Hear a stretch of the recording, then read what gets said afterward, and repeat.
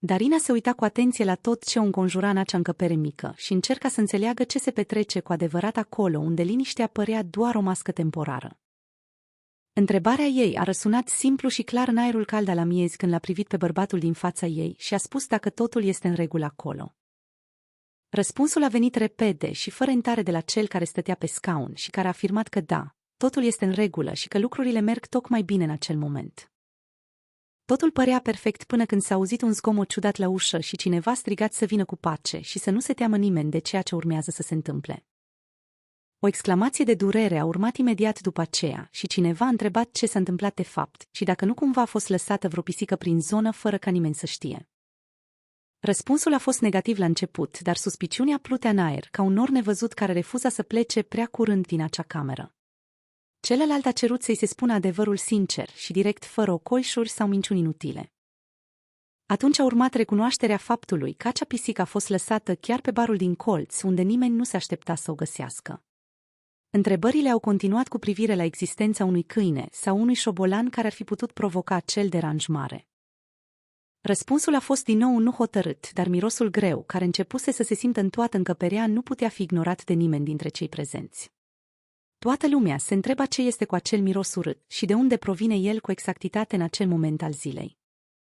Nimeni nu voia să-și asume responsabilitatea pentru acea situație neplăcută și privirile se mutau de la un om la altul cu o viteză uimitoare. Cel acuzat a strigat că nu este de la el și că nu are nicio legătură cu mirosul respectiv, chiar dacă toți ceilalți se uitau direct la el cu suspiciune. Sursa părea să fie undeva în apropiere și s-a cerut o verificare atentă a zonei pentru a descoperi adevărul ascuns. Dorel a fost strigat pe nume și s-a reproșat că ceea ce face nu este deloc frumos și că o asemenea situație nu s-a mai întâmplat de foarte mult timp în acel loc. Toată lumea dorea o soluție rapidă și cineva a cerut să fie deschisă fereastra aceea mare pentru ca aerul proaspăt să intre și să-i salveze de la sufocare pe toți cei care se aflau înăuntru. În timp ce fereastra se deschidea încet, s-au auzit niște cuvinte ciudate și ritmate care semănau cu un cântec vechi sau cu o poezie populară repetată la nesfârșit fără un sens clar pentru cei care ascultau. Cuvintele vorbeau despre o rangă și despre ceva care se rupe la mișto și se întrerupe în mod repetat într-un joc de sunete ciudate. Florin a fost strigat și el în acel tumult de voci care se intersectau în mod constant în spațiul strâmt al cârciumii. S-au făcut urări de sănătate și s-a adus aminte de o înțelegere mai veche cu o persoană numită Fevico Totă, care avea legătură cu o perioadă de o lună de zile stabilită dinainte. Discuția s-a mutat apoi la o masă unde se dorea începerea unei conversații serioase despre viață și despre planurile de viitor ale fiecăruia. Unul dintre bărbați a refuzat să stea la masă sau să bea ceva în compania celorlalți, spunând că fiecare este liber să facă exact așa cum dorește în propria viață. Un telefon a sunat brusc și a întrerupt acea dispută minoră, provocând o serie de întrebări scurte despre locația și activitatea persoanei de la celălalt capăt al firului. Râsetele au izbucnit imediat după aceea, umplând aerul cu atmosferă de veselie generală și de relaxare.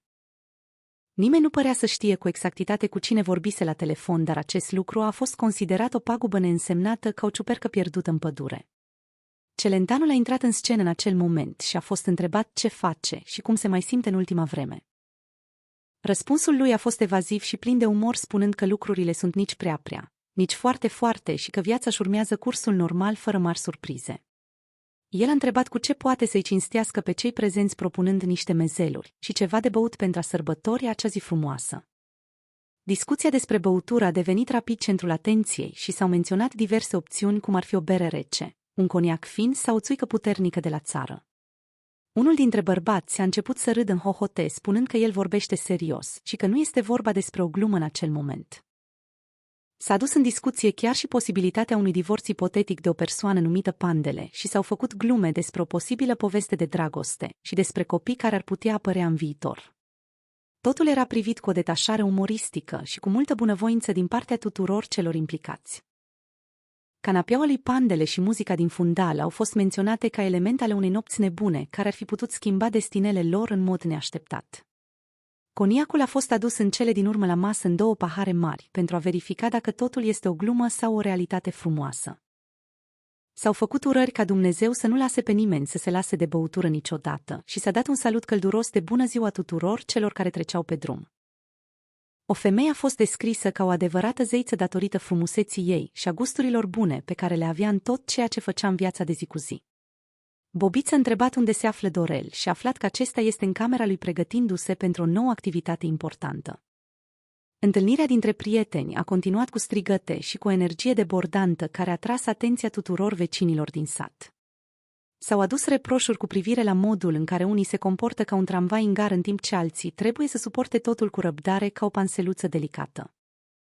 Disputa s-a aprins în jurul unei jumătăți de cârciumă și a modului în care s-a făcut împărțeala spațiului între terasă și interior.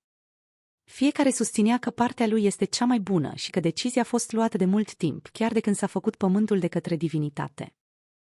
Vasile a fost chemat să rezolve această problemă spinoasă pe partea de terasă de afară pentru a nu deranja clienții din interior.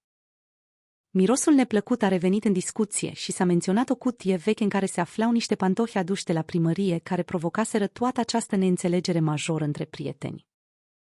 Pantofii fuseseră împrumutați pentru un eveniment important, dar returnarea lor nu s-a făcut în cele mai bune condiții de curățenie. Acest lucru a provocat o ceartă aprinsă despre responsabilitate și despre respectul reciproc în cadrul comunității noastre mici. O bluză nouă a fost murdărită în timpul acestei dispute și proprietarul ei s-a plâns de prețul mare pe care l-a plătit pentru ea, cerând despăgubiri imediate de la cel vinovat. Toată lumea a început să se jure și să se acuze reciproc într-o scenă plină de haz și de replici rapide care au descrețit frunțile tuturor celor care priveau de pe margine. Aspirina a intervenit în cele din urmă pentru a aduce puțină ordine și a întrebat pe cineva dacă nu dorește niște chiftele gustoase care fuseseră pregătite cu multă dragoste într-o zi de joi cu soare din săptămâna trecută. Amintirea acelei zile a adus zâmbete pe fețele tuturor și s-a discutat despre afecțiunea de care are nevoie fiecare om în viață pentru a fi fericit și împlinit. S-a afirmat că omul nu este făcut din piatră sau din stâncă și că fiecare suflet are nevoie de mângâiere și de cuvinte calde din când în când. Chiar și cei mai morocănoși dintre noi au nevoie de iubire, chiar dacă uneori refuză să recunoască acest lucru în fața celorlalți. Magnetismul personal a fost menționat ca o calitate secretă care poate atrage atenția celor din jur și poate schimba cursul unei conversații banale într-o aventură frumoasă a spiritului uman. Ianina a fost rugată să stea pe loc pentru a asculta o poezie inopinată scrisă pe loc special pentru ea de către un admirator secret care dorea să-i compare frumusețea cu cea a stelelor și a lunii de pe cerul senin al nopții. Deși poezia nu a fost pe deplin apreciată la început, ea a adus un moment de magie și de poezie în mijlocul acelei zile pline de agitație. Discuțiile despre bani și despre împrumuturi au revenit în prim plan când cineva a cerut suma de 5.000 de lei pentru a-și rezolva o problemă personală urgentă. Carnetul de însemnări a fost verificat cu atenție pentru a vedea dacă toate datoriile au fost trecute corect și dacă termenele de plată au fost respectate de către toată lumea. S-a ajuns la concluzia că viața este frumoasă atunci când oamenii se ajută între ei și când comunitatea rămâne unită în fața tuturor provocărilor care pot apărea pe parcurs. Nașul a fost menționat ca un părinte spiritual care are datoria de a-și învăța finul ce este bine și ce este rău în viață și de a-l proteja de toate capcanele lumii exterioare. Toate aceste momente pline de umor, prietenie și învățăminte prețioase au demonstrat încă o dată că în spatele fiecărei neînțelegeri mici se ascunde o mare dorință de conectare umană și de fericire împărtășită cu cei dragi într-un spirit de pace și armonie deplină pentru totdeauna.